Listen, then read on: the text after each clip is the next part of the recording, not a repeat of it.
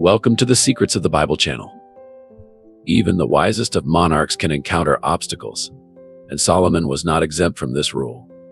Behind the grandeur of his wisdom lies a vulnerability that, as it was revealed, brought his reign to the brink of the abyss. Today we will explore in detail every aspect narrated in the pages of the scriptures, from Solomon's ascent to the throne to his final days. I believe that this meticulous examination deserves your support with a like and a subscription to the channel, contributing to the dissemination of this video. The last days of King Solomon, the son of King David and Bathsheba, stands out as a notable figure in the biblical scriptures, recognized for his remarkable wisdom, wealth, and pivotal role in the construction of the Temple of Jerusalem. His ascent to the throne of Israel occurred amid challenges and family intrigues after David's death. Adonijah, his son, attempted to seize the throne, but the prophetic intervention of Nathan and Bathsheba ensured that Solomon, God's chosen one, was crowned king. The divine revelation to David, recorded in the first book of Chronicles, chapter 22, was clear. God stated, "You have shed much blood and fought many wars, therefore you will not build a temple in my honor. However, your son, who will be a man of peace and tranquility, will build the temple in Jerusalem. His name will be Solomon, and I will provide peace and quiet to Israel during his reign. I will calm all the enemies around him." Solomon, whose name is derived from the word shalom, meaning peace, and signifying peaceful, is also called in the Bible by the name Jedediah, which means beloved by the Lord. The approximately 40-year reign of King Solomon over Israel took place between 971 and 931 BC. The early years of Solomon's life and youth are practically unknown.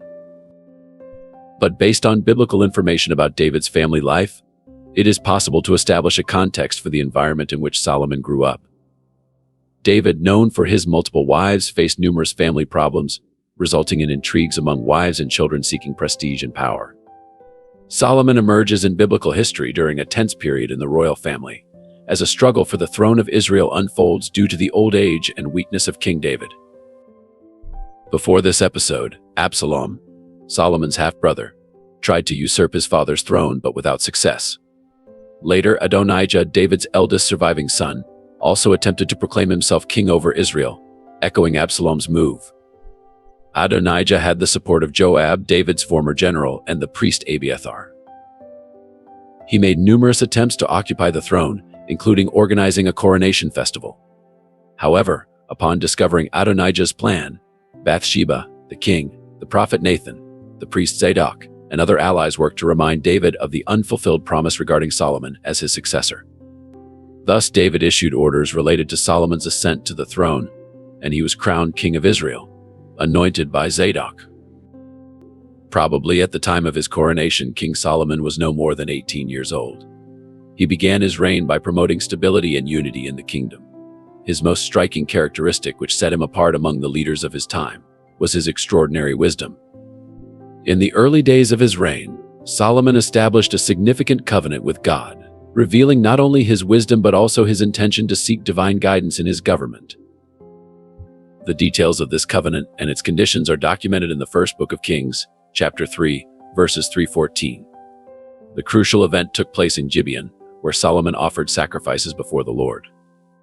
That night, God appeared to Solomon in a dream and said, "Ask me what you want, and I will give it to you." Solomon expressed his humility, acknowledging the responsibility of leading the people of Israel.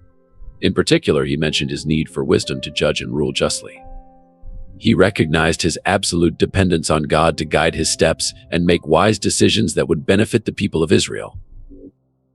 Solomon's choice to ask for wisdom instead of wealth or personal success demonstrated his desire to lead with integrity and justice, reflecting the heart of a wise and God-fearing leader.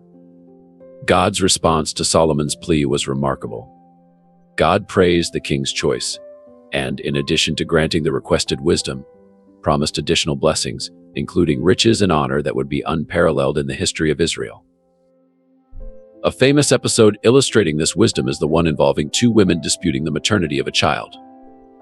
The narrative found in the first book of Kings, chapter 3, verses 16-28, describes two women who lived together and gave birth around the same time.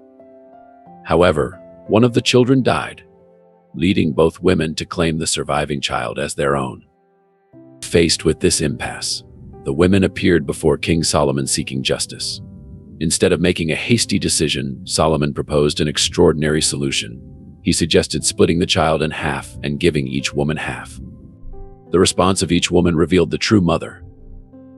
The woman who genuinely loved the child pleaded with the king not to harm the child and instead suggested that the child be given to the other woman. The other woman, who was not the biological mother, agreed to the proposal of division. Solomon's astute response revealed the true mother, the one willing to give up the child to protect it from harm. So, Solomon declared that the legitimate mother was the one who had shown genuine maternal love. He ordered that the child be given to this mother. In addition to his wisdom, Solomon also stood out for remarkable achievements, including the construction of the Temple of Jerusalem. This grand undertaking not only served as the spiritual epicenter of the kingdom, but also symbolized God's constant presence among the people of Israel. The magnificence of the temple not only reflected Solomon's administrative skill, but also the opulence and prosperity of the kingdom. The desire to build a temple to the Lord was initially conceived by his father, King David. However, it was Solomon who carried out this noble project.